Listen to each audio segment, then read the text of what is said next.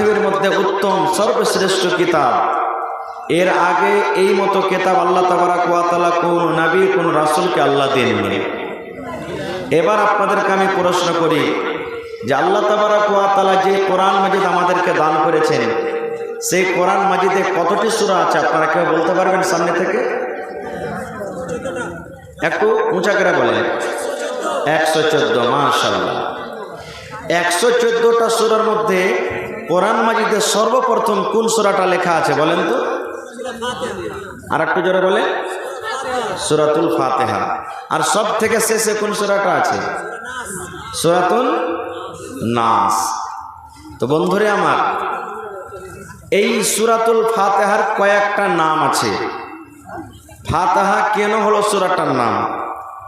এই সূরাটার নাম হলো একটা উম্মুল কোরআন, এই সূরাটার নাম হলো একটা সাবে মাসানি, এই সূরার একটা নাম হলো সূরাতুদ দুআ, এই সূরাটার একটা নাম হলো সূরাতুশ শুকর, এই সূরাটার নাম হলো একটা সূরাতুল হামদ, এই সূরাটার নাম হলো একটা সূরাতুশ শিফা। এই ধর করে করে করে আরো নাম আছে। কারণ আমি ওদিকে সূরার দিকে যাব না। তো আল্লাহ তাবারাক ওয়া তাআলা 114টা সূরার মধ্যে আল্লাহ তাবারাক ওয়া তাআলা অনেকগুলি হুকুম আহকাম শরীয়ত, জায়েজ নাজায়েজ, হালাল হারাম, কোনটা করতে হবে কোনটা করতে হবে না, সব কিছু আল্লাহ তাবারাক ওয়া তাআলা কোরআন মাজিদে দিয়ে দিয়েছেন। কিন্তু সমস্ত জিনিসের আগে শরীয়তের যেগুলা বিধান আছে, সমস্ত বিধান লাগু হওয়ার আগে আল্লাহ তাবারাক ওয়া তাআলা যেই জিনিসটা নবী মুহাম্মদ সাল্লাল্লাহু আলাইহি ওয়াসাল্লামের প্রতি সর্বপ্রথম ওহী করেছেন, সে আয়াতগুলি হলো কি শিক্ষা সম্পর্কে। আল্লাহ তাবারাক ওয়া তাআলা সর্বপ্রথমে কথা বলেননি, হে নবী আপনি কিংবা আপনার উম্মতকে বলেন যে নামাজ পড়বে। নামাজের কথা আল্লাহ প্রথমে দেননি। আল্লাহ তাবারাক ওয়া তাআলা নবীকে বলেননি, হে নবী আপনি আপনার উম্মতকে রোজার হুকুম করেন। প্রথমে রোজা নাজিল হয়নি। আল্লাহ তাবারাক ওয়া তাআলা নবীকে কথা বলেননি, হে নবী মানুষের প্রতি জীবনে একবার হজ ফরজ আছে, আপনি আপনার উম্মতকে হজ করতে বলেন। প্রথমে এটা জিনিস ফরজ হয়নি। আল্লাহ তাবারাক ওয়া তাআলা নবীকে কথা বলেননি, হে নবী ইসলামের আরকানের মধ্যে একটা রুকন হলো যে যাকাত। যারা মালদার ধনী লোক, মাল নিসাবে পৌঁছতে গেলে যাকাত ফরজ হয়ে যায়। তো হে নবী আপনি আপনার উম্মতকে বলে দেন যে আপনার উম্মতেরা যাকাত আদায় করবে। যাকাত ফরজ হয়নি। এগুলা সমস্ত জিনিস পরে হয়েছে। এটা জায়েজ, এটা নাজায়েজ, এটা হালাল, এটা হারাম, শরীয়তের যত রকম বিধান আছে পরে হয়েছে। কিন্তু আল্লাহ তাবারাক ওয়া তাআলা সর্বপ্রথম যেটা নবীকে দান করেছেন সেটা হলো কি? শিক্ষা, ইলম সম্পর্কে। ইলিম দান করেছে, ইলিমের জ্ঞান দিয়েছেন, ইলিমের ওহী করেছেন।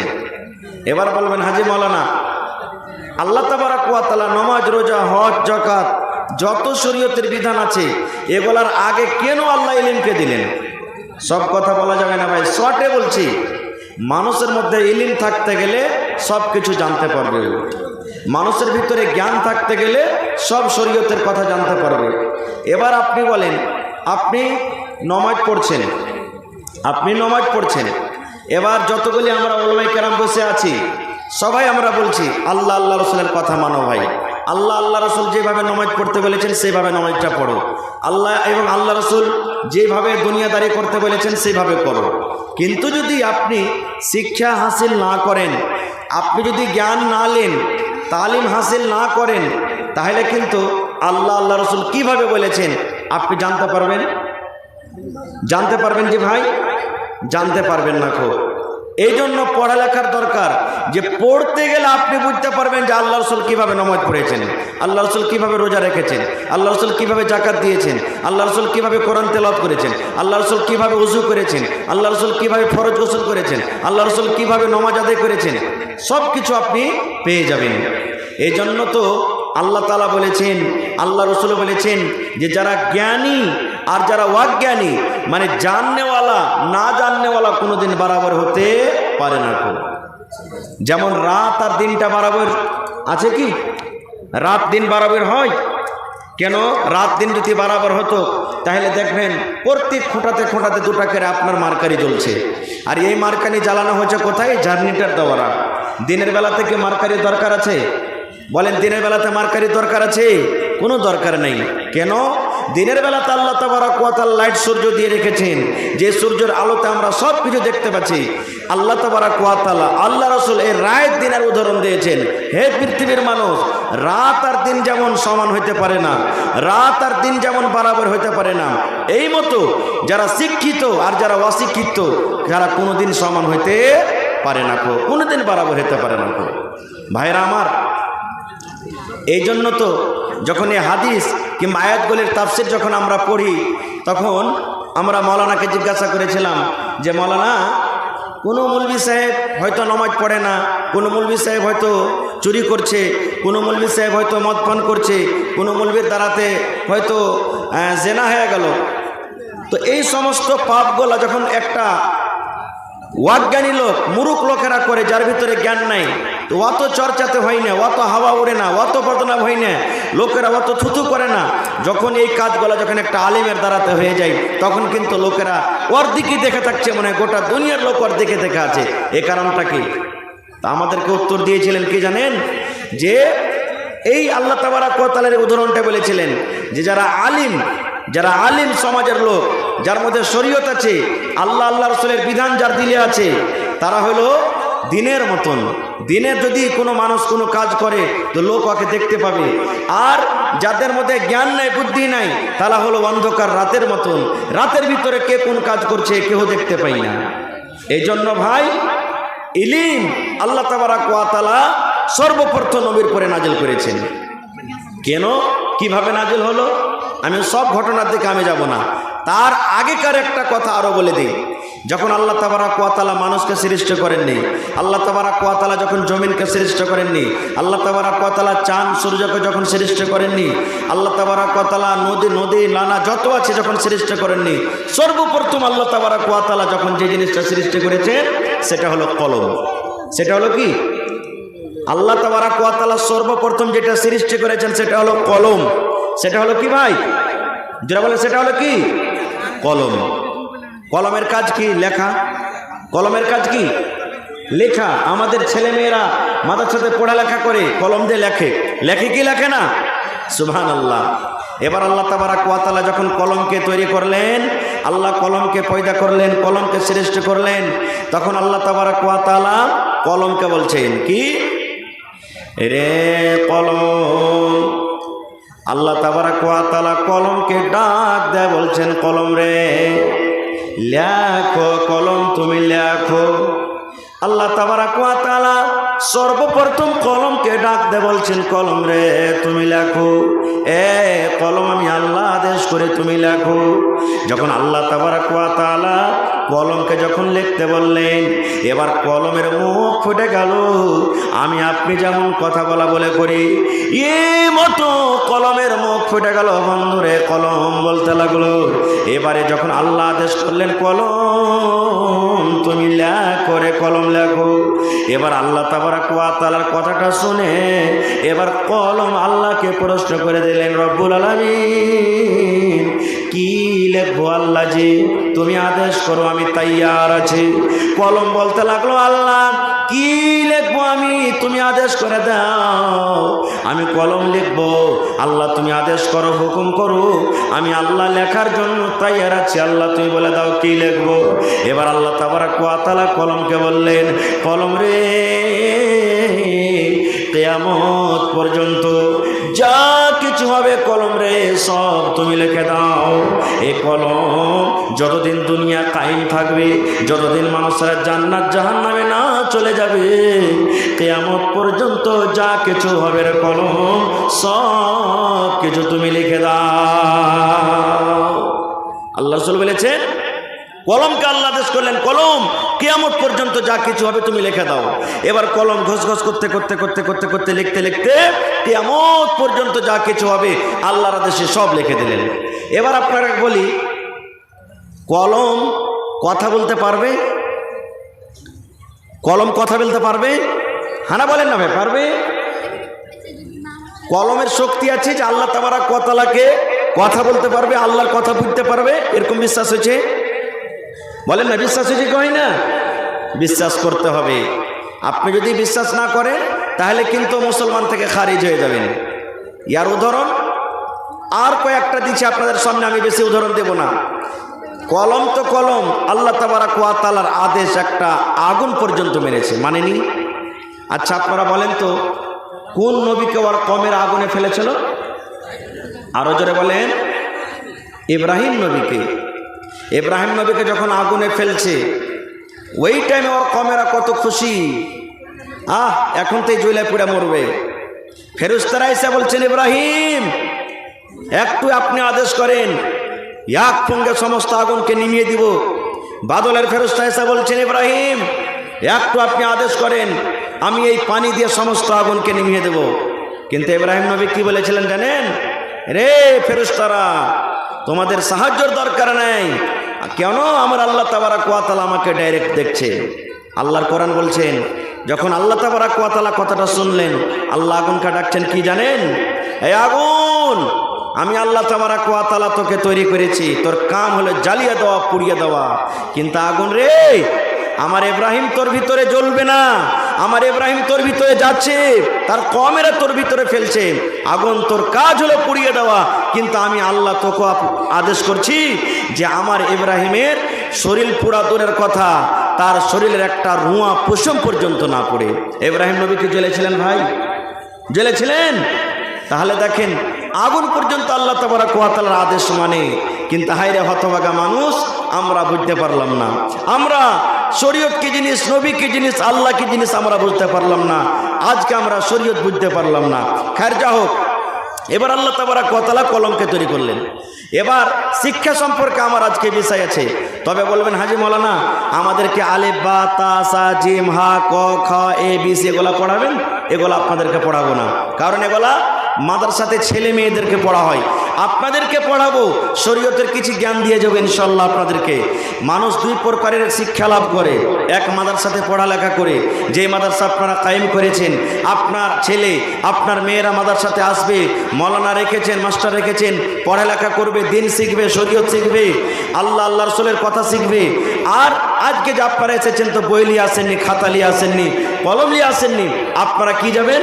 আল্লাহ এবং আল্লাহ রসুল যেভাবে চলতে বলেছেন, আল্লাহ এবং আল্লাহ রসুল কোন জিনিসটা কোনভাবে আমাদেরকে আদায় করতে বলেছেন, এই কিছু কথা আপনাদেরকে দিয়ে যাব।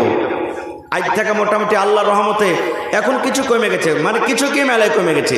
আজ থেকে মোটামুটি 10 বছর 15 বছর আগে বা এখনও কত বাড়িতে আছে, যেদিন আমাদের বাড়িতে ছোট ছোট ছেলে কিংবা মেয়েরা যখন জন্ম নেয়, বেশিরভাগ মায়েরা খালারাকে বলবো, যখন ছেলেটার বয়স 3 দিনকার হয়, কিংবা ছেলেটার বয়স 5 দিনকার হয়, কিংবা ছেলেটার বয়স 7 দিনকার হয়, কিংবা ছেলেটার বয়স 9 দিনকার হয়, কিংবা ছেলেটার বয়স 11 দিনকার হয়, তখন আমার মায়েরা খালারা ওই দিনে খার পানি করে।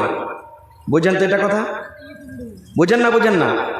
কত মা খালা এই দিনটার নাম 60-এর দিন রাখে, তাও রাখে না? রাখে না?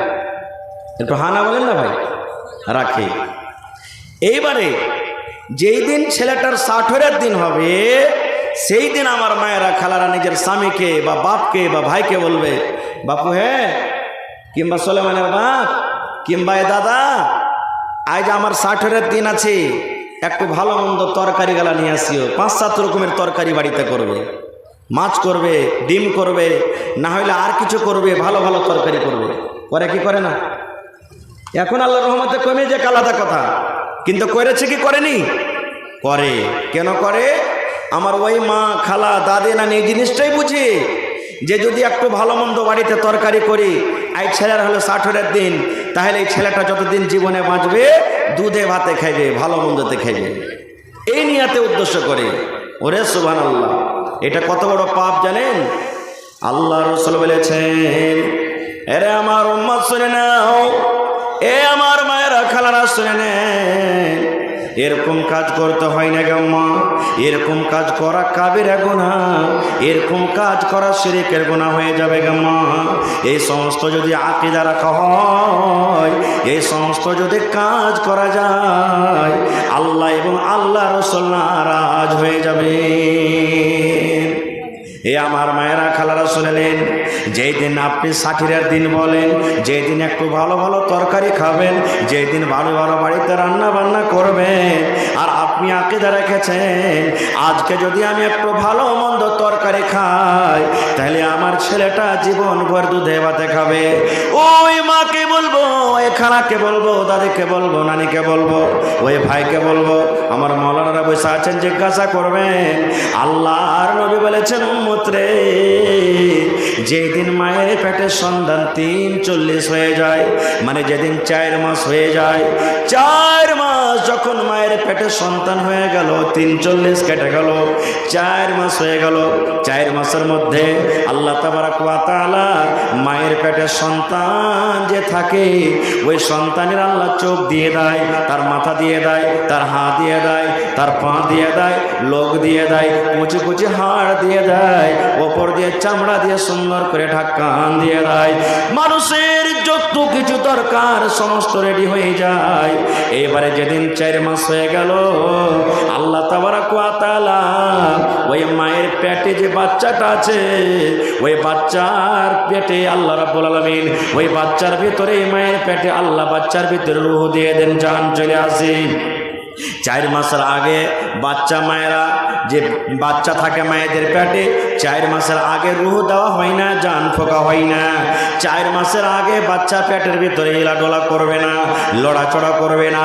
যেদিন 4 মাস হয়ে যায় আমার মায়েরা খালারা সেই দিন জানতে পারে, এ আব্দুল্লাহর বাপ, এ হালেমার বাপ, এ আমেনার বাপ, ও আমার স্বামী, দেখেন আজকে আমার পেটে সন্তান হিলাডোলা শুরু হয়েছে।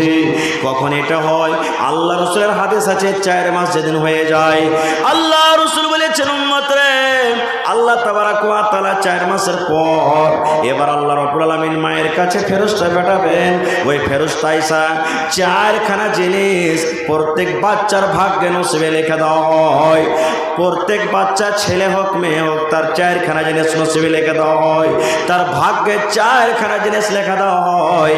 তার মধ্যে একখানা হলো যে এই ছেলেটা দুনিয়াতে কি খাবে, এই ছেলেটা দুনিয়াতে কি করবে, চাকরি করে খাবে, স্কুল করে খাবে, ডাক্তারি করে খাবে, লেবারি করে খাবে, মাস্টার করে খাবে, কিংবা রিক্সা চালিয়ে খাবে, অটো চালিয়ে খাবে, ড্রাইভারি করে খাবে, ফ্লাইট চালাবে, রেলগাড়ি চালাবে, কি করবে ছেলেটা দুনিয়াতে, কি করে খাবে, কি কাজ কাম করবে। এই 4খানার মধ্যে আল্লাহ তাবারক ওয়া তাআলা 4 নম্বরের মধ্যে একটাই কাজ লেখা দেয়। তবে ওই মাকে বলবো, ওই খালাকে বলবো, ওই দাদিকে বলবো, মা গে, আপনার পেটের ভিতরে যখন বাচ্চা থাকে তখনই আল্লাহর আদেশে আপনার ছেলের নসিবে আল্লাহ লিখে দেন যে এই ছেলেটা দুনিয়াতে কতদিন বাঁচবে, এই ছেলেটা দুনিয়াতে কতদিন হায়াত পাবে, এই ছেলেটা দুনিয়াতে কি কাজ কাম করে খাবে, এই ছেলেটা দুনিয়াতে কি করে খাবে, কোন কাজ করবে, মায়ের পেটে লেখা দেওয়া হয়। তাই বলবো মা, তওবা করলেন। এরকম যদি জীবনে আপনার দ্বারাতে গুনাহ হয়ে থাকে, ভুল হয়ে থাকে, ভাই এই ধরনের যদি আকীদা রাখেন গে মা, আজকের পর থেকে তওবা করলেন, রব্বুল আলামিন আমার বাড়িতে যত বাচ্চা হবে, যত সন্তান হবে, এরকম আমি আর আকীদা রাখবো না, এরকম আকীদা রাখবো না যে 3 দিনের দিন একটু ভালো তরকারি খাইতে হবে, কিংবা 5 দিনের দিন একটু ভালো তরকারি খেতে হবে, 7 দিনকার দিন একটু ভালো তরকারি খেতে হবে, 9 দিনকার দিন একটু ভালো তরকারি খেতে হবে। এরকম জীবনে কোনোদিন আকীদা রাখতে হবে না। নারে তাকবীর। তাহলে এই সমস্ত জিনিসগুলো করা কি শিরক, গুনার কাজ। তাহলে আজ থেকে ছেড়ে যেতে হবে। আর একটু আগে চলেন। আজকে আপনারা জালসা শুনতে এসেছেন, আল্লাহ রাসূল বলেছেন, এ আমার উম্মত, শরীয়ত জানতে হবে, দিন জানতে হবে। শরীয়ত যদি না জানেন, দিন না জানেন, তাহলে কিছু কাজ দুনিয়াতে এমন আছে, সুবহানাল্লাহ।